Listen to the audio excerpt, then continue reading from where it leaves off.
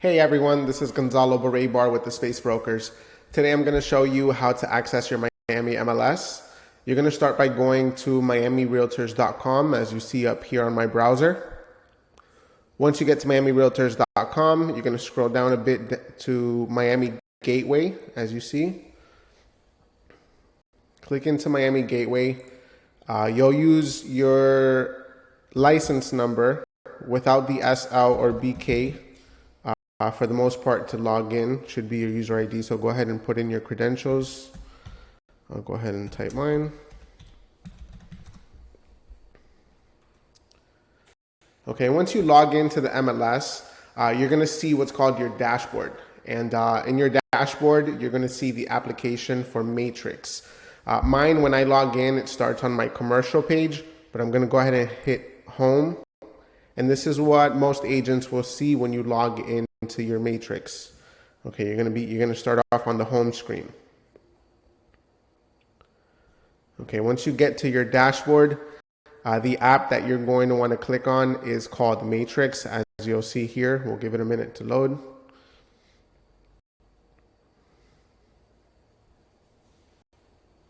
Okay, we'll go ahead and click into Matrix. And Matrix is what we use, most commonly known as the MLS, to conduct most of our searches for our clients. Okay, so as soon as you log in, this will be your dashboard. And you're now in your Matrix or in your MLS. Okay, one of the key things that you want to start off with here to perform your search, you'll find up top residential search. Okay, you'll see RE1, RE2, which is for single family homes and condos for sale. So this is to send your client options that are available for sale and just for the residential options, okay? The second most common search here is the residential rental search. So this is for your clients that are looking to lease, okay? And I'll show you an example of both in a minute. But those are going to be your main two. You also have commercial property search options, which is a whole different video we'll go over. But for the sake of this one, we're going to start with RE1, RE2 single family condo search. This is for a property that's for sale that you want to search for a client, okay? So once you click in your search, you're going to see your criteria screen. And in your criteria screen, you're going to input all the information you were able to obtain from your client. You know, obviously when you are introduced to a potential buyer or a client, the very first type of conversation that you have with them is a conversation trying to get as much information of what their needs are so that you know how to come back into the system, put that information in and generate a list for them catered exactly to what they may be looking for, okay? So let's just say in this scenario, we have a client that's looking for a condo. We have a couple different filters here. We'll start with the condo search. Let's say they want to be in the price range of $1 million. Two, I can do $1.4 million, okay? And notice if this is checked off, it adds 3 additional zeros at the end of your number. So that's why it looks like I'm putting 1,000 to 1,400, but in reality, it's $1 million to 1.4 million, okay? Let's say they want it to be 2 or more bedrooms. So for some of this criteria, you can enter 2+, or I could also do 2 to 3 if I wanted to do 2 to 3 bedrooms, or less than 2 bedrooms even. But for the sake of this particular search, let's do 2+, okay? And let's say that my client's looking for a condo in Brickell.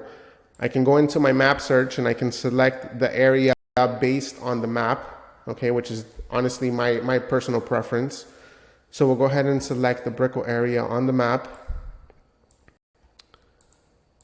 Okay, there's a couple different ways to do this. If there's a particular building that your client is looking in, you can also search by that building's address and see all the units in that building.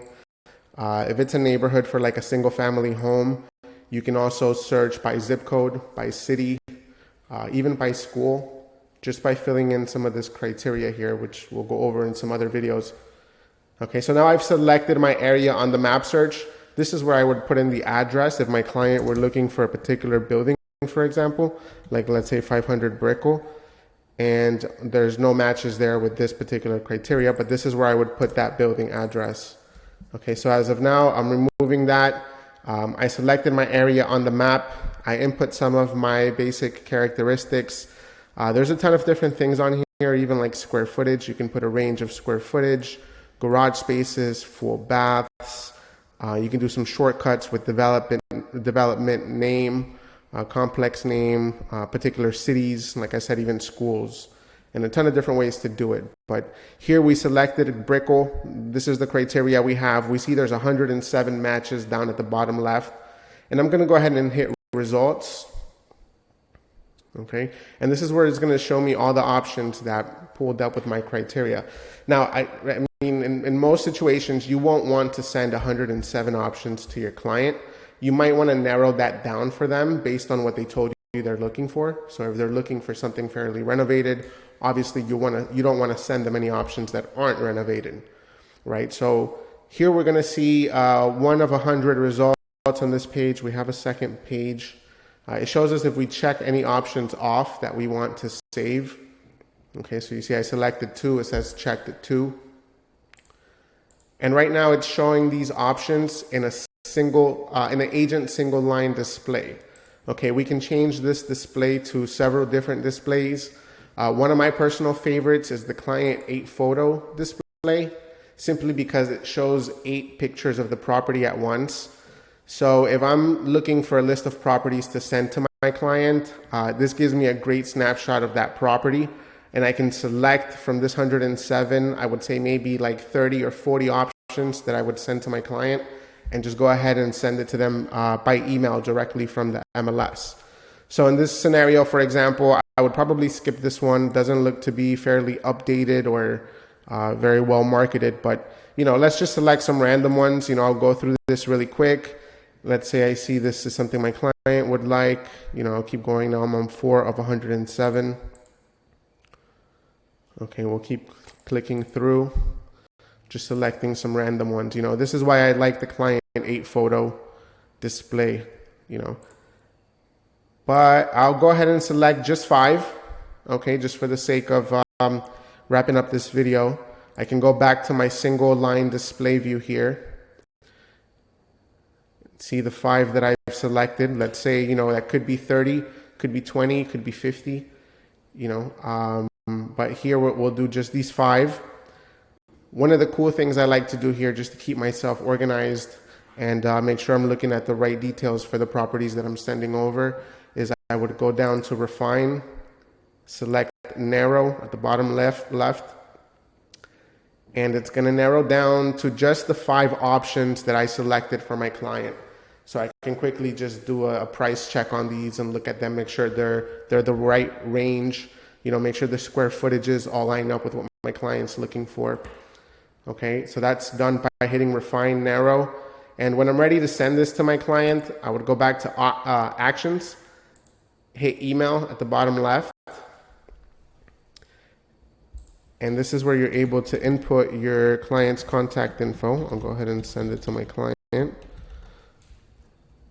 Okay, and then, just whatever your subject line is. Write a message to your client, and then at the very bottom, you'll go ahead and hit send.